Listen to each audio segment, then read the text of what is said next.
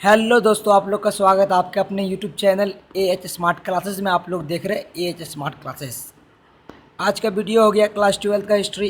इससे पहले हम क्लास 12 का हिस्ट्री चैप्टर नंबर 6 का एक वीडियो अपलोड कर चुके हैं, आप लोग जाकर देख सकते हैं। चलिए, आप लोग का ज़्यादा समय नहीं लेंगे, वीडियो में आगे बढ़ते हैं। आज का टॉपिक हो गया उत्तर भारत और भक्ति आंदोलन। इससे पहले हम दक्षिण भारत और भक्ति आंदोलन पढ़ा चुके हैं, आप लोग को वीडियो प्ले लिस्ट में मिल जाएगा। चलिए आगे बढ़ते हैं। अब देखेंगे उत्तर भारत में भक्ति आंदोलन कौन। छठी शताब्दी के दौर में उत्तर भारत का क्षेत्र छोटे छोटे राज्यों में बटा हुआ था। देखिए, उत्तर भारत में जो था छठी शताब्दी में उसका राज्य जो था छोटे छोटे क्षेत्रों में बटा हुआ था। इन क्षेत्रों पर राजपूतों का शासन था। उत्तर भारत में किसका शासन था? राजपूतों का शासन था।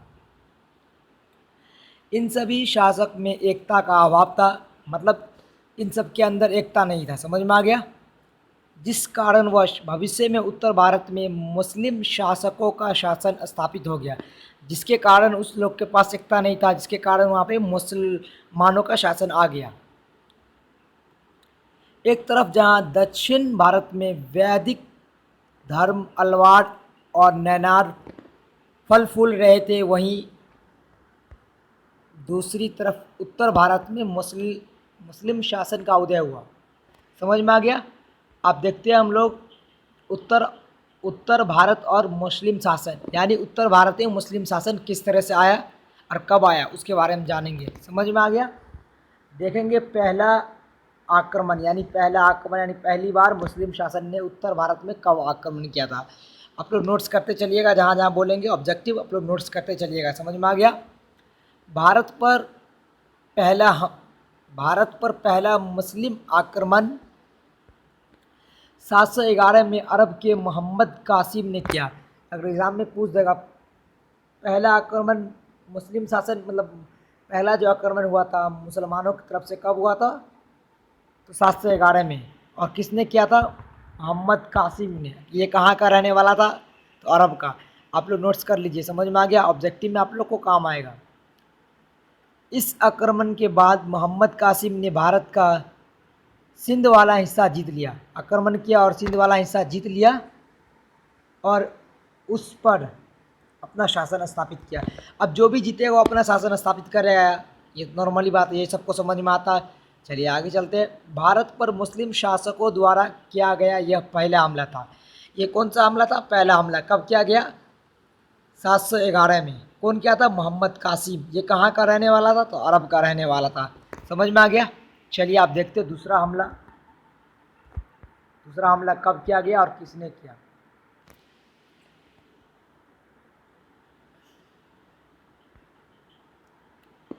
इसके बाद मोहम्मद गजनबी, कहीं कहीं पे लिखा रहेगा महमूद गजनबी। समझ में आ गया?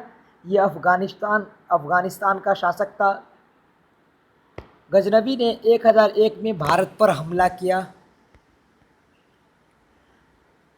उसके हमला का मुख्य उद्देश्य इस क्षेत्र को लूटना था। देखिए, महमूद गजनबी या मोहम्मद गजनबी, इसका मतलब मुख्य उद्देश्य क्या था? भारत को लूटना था। समझ में आ गया?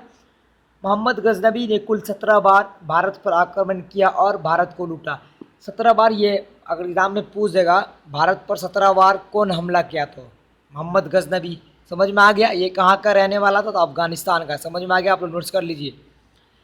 16वीं बार वह जब भारत को लूटकर वापस जा रहा था, तो वर्तमान के हरियाणा और उत्तर प्रदेश में स्थित जाटों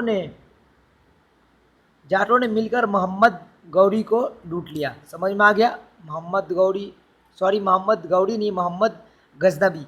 इसी को महमूद गजनबी भी कहा जाता है। समझ में आ गया? इन घटना का बदला लेने के लिए मोहम्मद गजनबी ने 17वीं बार भारत पर आक्रमण किया। देखिए, 16 बार आक्रमण, 17वीं बार इसी वजह से हमला किया क्योंकि उसको मतलब रास्ता में लूट लिया गया था। चलिए अब हम देखते हैं तीसरा आक्रमण कब किया और कौन किया। तीसरा आक्रमण 1191 में मोहम्मद गौरी ने भारत पर किया था। अब तीसरा आक्रमण कौन किया था? तो मोहम्मद गौरी ने। कब किया था? तो 1191 में। समझ में आ गया? पृथ्वी राज चौहान और मोहम्मद गौरी के बीच तराइन क्षेत्र में युद्ध हुआ था। ये युद्ध किस क्षेत्र में हुआ था? तराइन क्षेत्र में। किसके किसके बीच?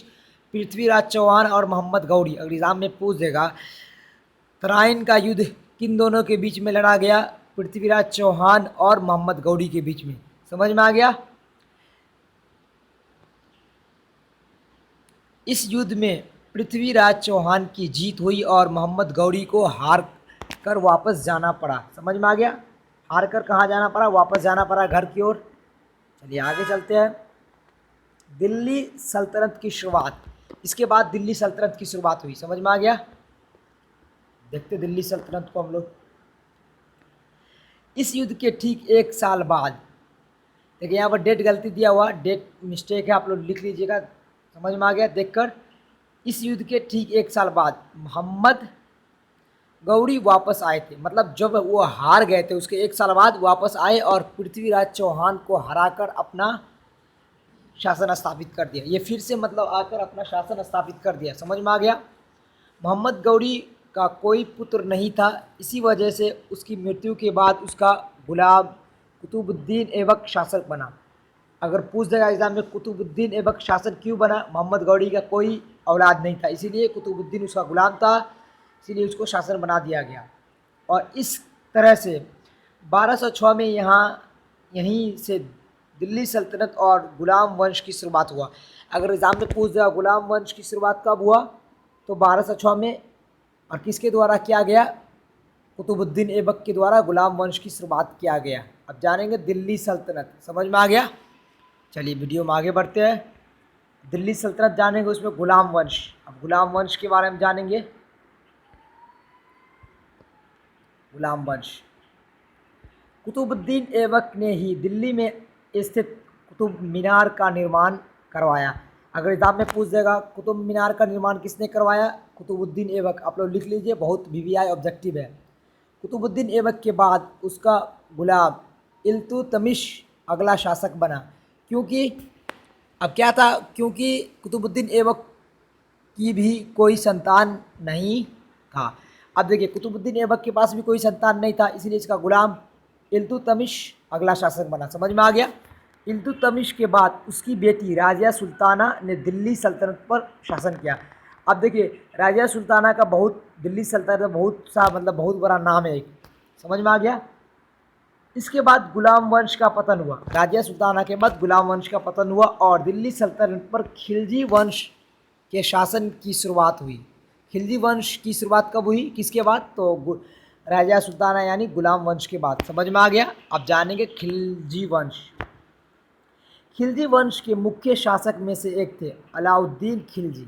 अगर एग्जाम में पूछ देगा अलाउद्दीन खिलजी कौन से वंश के थे, तो खिलजी वंश के। समझ में आ गया?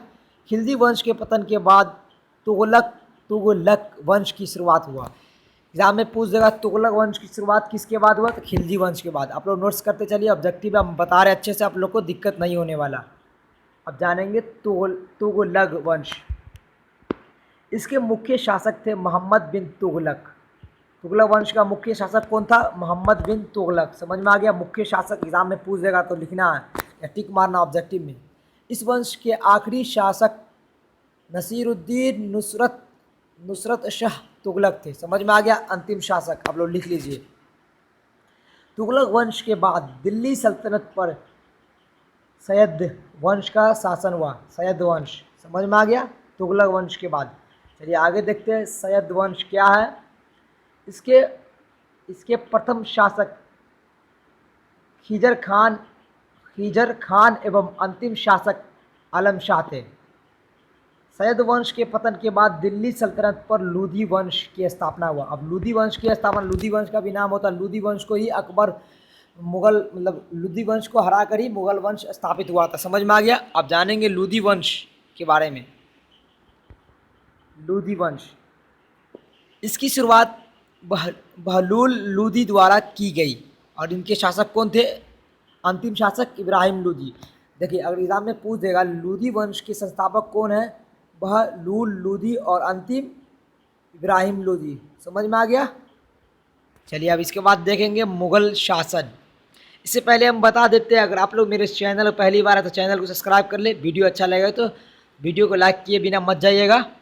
चलिए आगे चलते हैं, अब मुग़ल शासन के बारे में जानते हैं। 1526 में बाबर द्वारा इब्राहिम लोदी को हराकर मुग़ल साम्राज्य की स्थापना की गई। देखिए एग्जाम में पूछ देगा मुग़ल साम्राज्य की स्थापना किसको हरा कर की गई? इब्राहिम लोदी को। आप लोग नोट्स कर लीजिए। कब हराया गया? 1526 में। ये पानीपत की, इसको हम पानीपत की प्रथम लड़ाई भी कह सकते हैं। पानीपत की प्रथम लड़ाई कब हुई? 1526 में। समझ में आ गया? इसमें किसकी हार हुई? इब्राहिम लोदी की। समझ में आ गया? इब्राहिम लोदी को किसने हराया? बाबर ने। समझ में आ गया ना? चलिए आगे देखते हैं। और दिल्ली सल्तनत की समाप्ति हुई। यहीं से दिल्ली सल्तनत की समाप्ति हो गई। कहाँ से? इब्राहिम लोदी के बाद से दिल्ली सल्तनत की समाप्ति हो गई। इसके बाद मुग़ल साम्राज्य की स्थापना हुआ। अब देखते हैं बाबर ने भारत में मुग़ल साम्राज्य की स्थापना की। ये लगभग में सभी को पता होता है कि भारत में मुग़ल साम्राज्य की स्थापना किसने की? तो बाबर। समझ में आ गया? अब देखते हैं मुख्य शासक कौन थे मुग़ल साम्राज्य के। तो पहला हो गया बाबर, उसका बेटा हुमायूं, उसका बेटा अकबर, उसका बेटा जहांगीर, उसका बेटा शाहजहां, उसका बेटा औरंगजेब। इसमें से अकबर और औरंगजेब बहुत महान शासक माने जाते हैं। समझ में आ गया? चलिए आगे चलते हैं। और लास्ट में एक है बहादुर शाह जफर। बहादुर शाह जफर की मृत्यु के साथ ही मुग़ल साम्राज्य का अंत हो गया। बहादुर शाह जफर के बाद ही मुग़ल साम्राज्य का अंत हो गया। समझ में आ गया? चलिए अब अगला देखते हैं दिल्ली सल्तनत।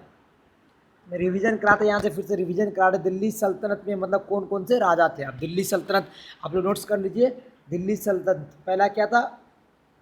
गुलाम वंश। अब गुलाम वंश में कौन कौन राजा था? तो मोहम्मद गौरी, उसके बाद कुतुबुद्दीन ऐबक, उसके बाद इल्तुतमिश, उसके बाद राजिया सुल्ताना। राजिया सुल्ताना कौन थी? इल्तुतमिश की बेटी। और इल्तुतमिश कौन थी?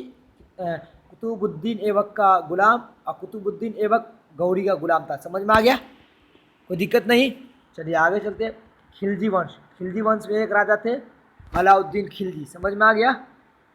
इसके बाद जानेंगे तुगलक वंश। तुगलक वंश में दो राजा थे, मोहम्मद बिन तुगलक और दूसरा नसीरुद्दीन नुसरत शाह तुगलक। समझ में आ गया?